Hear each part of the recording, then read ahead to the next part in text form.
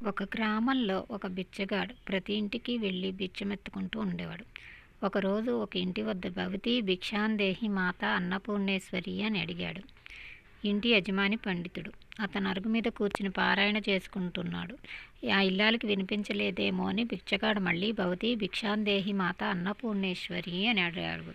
పండితుడికి కోపం వచ్చింది. నేను ఇక్కడే ఉండగా నాతో మాట్లాడకుండా నాకు చెప్పకుండా ఇంత సంపాదిస్తుంటే ఆమెను పిలిచి బిచ్చం అడుగుతాడని, వీనికి తగిన శాస్తి చేస్తానని అనుకుని వెంటనే ఏమేమో 3 జన్మల ముష్టివాడు వచ్చాడు బిచ్చం వెయ్యి అని గట్టిగా అరిచాడు.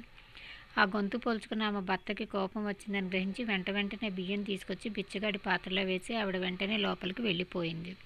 కానీ బిచ్చగాడు మాత్రం కదలలేదు. అతని చేతిలో కర్ర కూడా ఉంది. అప్పుడు పండితుడికి అనుమానం అలజడి మొదలైంది.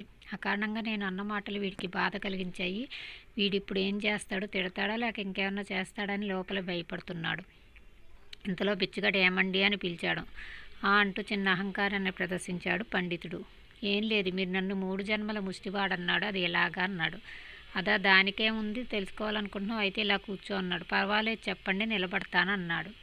అదత్త దానాచ భవేత్ దరిద్ర దరిద్ర దానాచ కరోతి పాపం పాప ప్రభావాత్ పునర్దరిద్ర పునరేవ పాపి అని శ్లోకం చదివాడు పంతులు.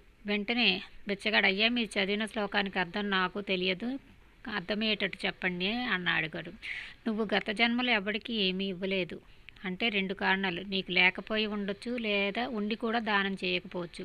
లేకపోతే గత జన్మలో నువ్వు ముష్టివాడివి కాబట్టి ఆ ఫలితంగా నువ్వు ఈ జన్మలో కూడా ముష్టివాడివి అయిపోయావు. అంటే 2 జన్మలు ముష్టివాడివి, అర్థమైంది, మరి చెప్పొద్దన్నాడు పిచ్చగాడు. ఎందుకు? ఈ జన్మలో కూడా ఇవ్వడానికి నా దగ్గర ఏమీ లేదు కాబట్టి వచ్చే జన్మ కూడా అని కొనుక్కుంటూ వెళ్ళిపోయాడు అతను. మర్నాడు అదే సమయానికి ఆ పిచ్చగాడు పండితుని ఎదురుగా నిలబడి, ఇందులోంచి బయటపడే మార్గం ఏమీ లేదా, నేను ఇలాగే జన్మలకు పిచ్చగాడిగానే ఉండిపోవాలని అడిగాడు. జ్ఞానం, సమయం, వ్యక్తిత్వ విలువలు తెలిసిన పండితుడు ఇలా కూర్చో అన్నాడు. పెద్దవారి మీ దగ్గర నేను కూర్చోవడమా అన్నాడు. పర్వాలేదు కూర్చో, జిజ్ఞాస పలకు శాస్త్రం చెప్పాలి అందుకే ఈ శాస్త్రాలని అన్నాడు. కూర్చున్నాడు పిచ్చగాడు. ఇప్పటికైనా దానం చేయడం మొదలు పెట్టాలన్నాడు. నేను దానం ఎలా చేస్తాను, నా దగ్గర ఏముంది కనుక, అన్నీ ఉన్నాయి, లేకపోవడం అనేది లేదు. నీలో దాన గుణం ఉంటే చాలు, నీ దగ్గర ఉన్నదే దానం చేయి. ఈ రోజు నుంచి నీ కడుపుకి ఎంత కావాలో అంత మాత్రమే పిచ్చమెత్తుకుని దానిలో సగం దానం చేస్తుండు. తనకు అవసరం ఉన్నా సరే అందులోంచి మిగిల్చి ఇవ్వడమే దానం తాలూకు ముఖ్యోద్దేశం. తను వాడుకోగా మిగిలినది ఇవ్వడం కాదు. బిచ్చగాడికి విషయం అర్థమైంది. వెంటనే ఆ రోజు నుంచి ఓ నియమం పెట్టుకున్నాడు. తనకి ఎంత అవసరమో అంతే అడుక్కుని అందులోంచి సగం దానం చేయాలి. ఇది ఎలా తెలుస్తుంది? దానికోసం తన చేతిని భిక్షాపాత్రగా చేసిన అందులో పట్టినంత మాత్రం తీసుకుంటూ అందులో సగం